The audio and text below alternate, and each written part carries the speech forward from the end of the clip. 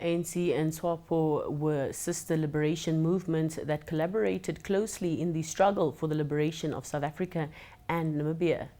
As we reflect on the passing of President Hage Geingob, we are honored to welcome Mavuso Masimang. He's a distinguished ANC stalwart, to share his invaluable insights into the cordial relationship between these allied movements. A very good evening, Mr. Masimang. Good evening, ma'am, and good evening to your viewers and listeners.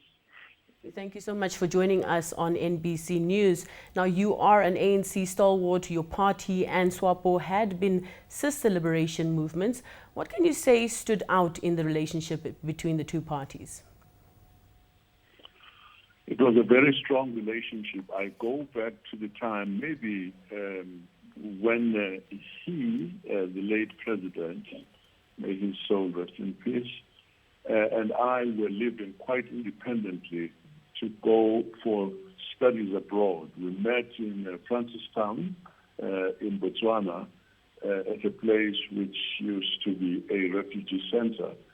And I remember the four of them coming from across the Kalahari Desert and been hitchhiking and walking until they got there. We got to know each other, like each other. We went out together. We would organize things, play drafts and other things.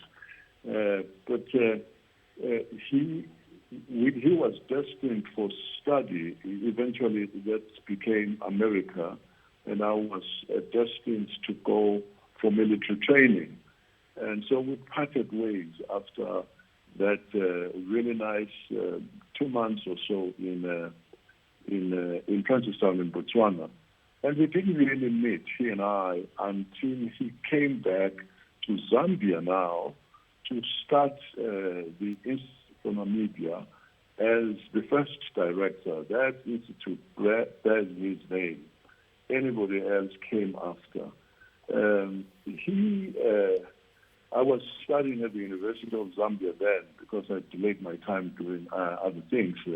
And we linked up, and he used on his faculty a lot of staff who were qualified from South Africa, and people like Bill Modisha, Dr. Hugh Africa, quite a few of them who were teaching at the Namibia Institute for Namibia.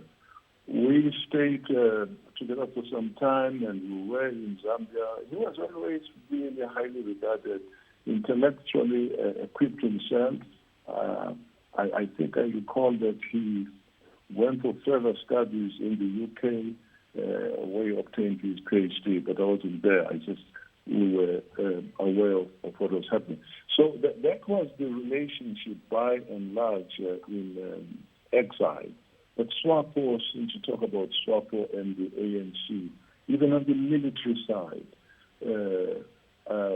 we were in the same camp in Tanzania, a camp called Kongwa, and there were other liberation movements, but the Swapo people and the MK Mkhonto people were next door to each other in terms of the camps where we were staying. Mr. Masimang, pardon me for interjecting. Talk to us about Geingob's leadership style, in fact, especially his message when he addressed the ANC NEC meeting in April last year.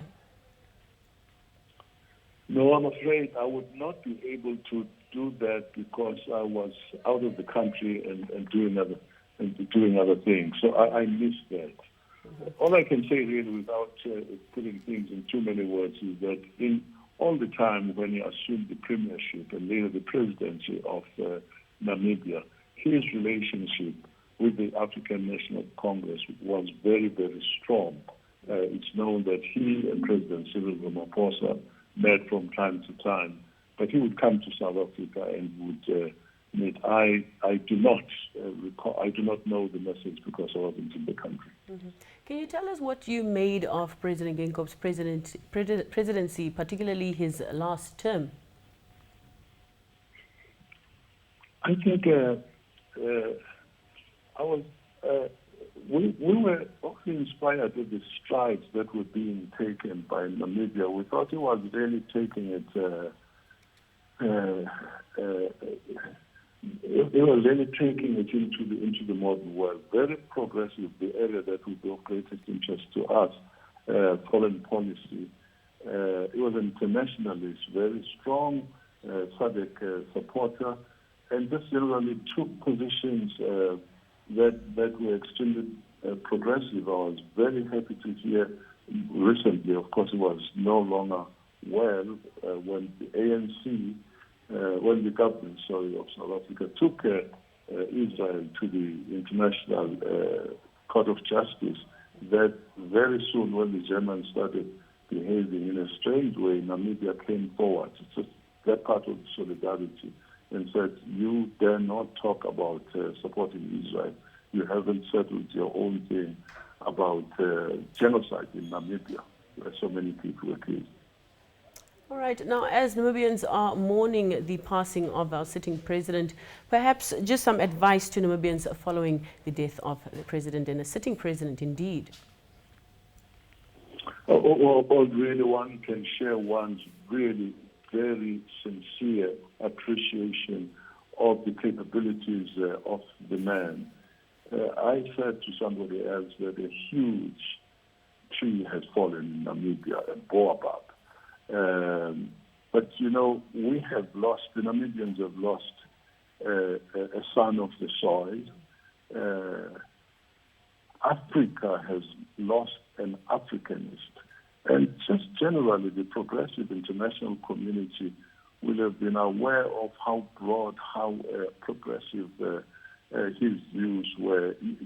I think you have every reason to follow in his footsteps, to emulate. It's not going to be an easy one to do, but he was such a patriot, so dedicated to the Namibian, to building Namibia, the Namibian nation, that I think you should accept your loss and build on the very strong foundation he and his comrades formed in establishing the highly respected nation of Namibia.